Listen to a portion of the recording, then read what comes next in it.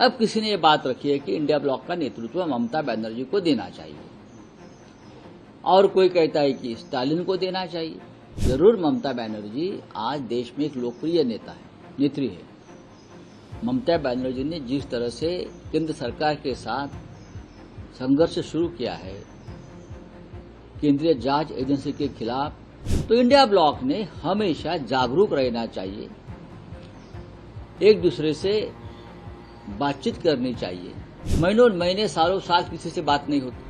India block को लेकर शिवसेना सांसद संजय राउत ने बड़ा बयान दिया है। अपने इस बयान में संजय राउत ने राहुल गांधी के नेतृत्व पर सवाल उठाया है, तो वहीं कहीं न कहीं ममता बनर्जी और स्टालिन के नेतृत्व की बात कही है। इस वीडियो में हम आपको बताएंगे कि संजय राउत ने इंडिया ब्लॉक और राहुल गांधी के नेतृत्व को लेकर क्या कहा है और किस तरह से इस पूरे मामले को लेकर बयानबाजी हो रही है। नमस्कार, आप देख रहे हैं लोकमत हिंदी। मेरा नाम है सोनू कनौजिया। 2024 में हुए लोकसभा चुनाव के दौरान विपक्षी अलायंस ने मिलकर एक ब्लॉक बनाया था और इस ब्लॉक को इंडिया अलायंस नाम दिया गया था। ये इंडिया अलायंस ब्लॉक जो है लोकसभा चुनाव में साथ में मिलकर चुनाव में उतरी थी, लेकिन चुनाव खत्म होने के बाद और चुनाव में मिली हार के बाद ये इंडिया ब्लॉक पूरी तरह से शांत हो गया, जिसको लेकर संजय राउत ने सवाल उठाया है। संजय राउत ने मीडिया से बात करते हुए ये कहा है कि इंडिया ब्लॉक को अपनी सक्रियता बढ़ाने की बेहद ज्यादा जरूरत है। उन्होंने कहा है कि इंडिया ब्लॉक जो है वो महीने साल में एक बार मुलाकात करता है। इंडिया ब्लॉक को अगर मजबूती रखनी है तो निरंतर मीटिंग्स करनी होगी और सिर्फ लोकसभा में ही नहीं बल्कि सड़क पर उतर के इंडिया ब्लॉक की ताकत दिखानी होगी। हम आपको सुनाते हैं कि क्या कहा संजय राउत ने। बात ऐसी है कि इंडिया आघाड़ी, इंडिया ब्लॉक, ये हमारी भी भूमिका हमेशा रही। इंडिया ब्लॉक जब लोकसभा का चुनाव नजदीक आता है तो इंडिया ब्लॉक का काम शुरू होता है। तब तक इंडिया ब्लॉक है कहाँ, क्या कर रहा है, उस बारे में कोई एक दूसरे से संपर्क नहीं होता। देश में इतनी समस्या है, राष्ट्रीय प्रश्न है। हम सब लोग बोल रहे कि प्रेसिडेंट ट्रंप ने भारत को गुलाम बना लिया, नरेंद्र मोदी सरेंडर हो गए। ये सरेंडर नरेंद्र मोदी कल मुंबई में आ गए, गेटवे ऑफ इंडिया में एक इवेंट कर दिया फ्रांस के प्रेसिडेंट के साथ। बस उतना ही काम है उनका। किसानों के बारे में जो डील हो गया है अमेरिका से, उसमें देश का किसान मरेगा, आत्महत्या करेगा, भूखा मरेगा, लेकिन उसके ऊपर इंडिया ब्लॉक ने सिर्फ पार्लियामेंट में आवाज उठाकर नहीं चलेगा। पार्लियामेंट में तो बोलने भी नहीं देते राहुल जी को। बाहर कुछ हम कर सकते हैं क्या? बहुत सी प्रश्न है इस देश में। मणिपुर का प्रश्न है, लॉ एंड ऑर्डर का प्रश्न है। तो इंडिया ब्लॉक ने हमेशा जागरूक रहना चाहिए, एक दूसरे से बातचीत करनी चाहिए। महीनों महीने सालों साल किसी से बात नहीं होती।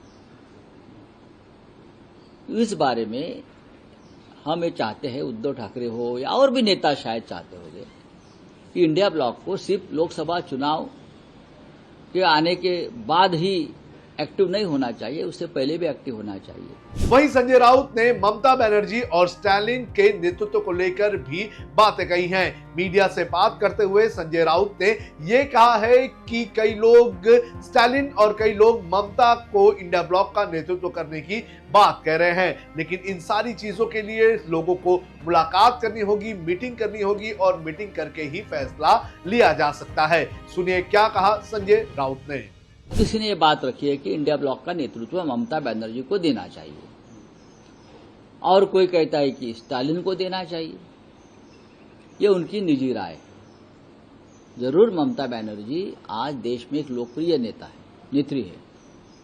ममता बनर्जी ने जिस तरह से केंद्र सरकार के साथ संघर्ष शुरू किया है केंद्रीय जांच एजेंसी के खिलाफ, जो संघर्ष शुरू किया उससे वो लोकप्रिय है कि लीडरशिप के बारे में उनकी एक मजबूत नेता की तरह वो सामने आती है।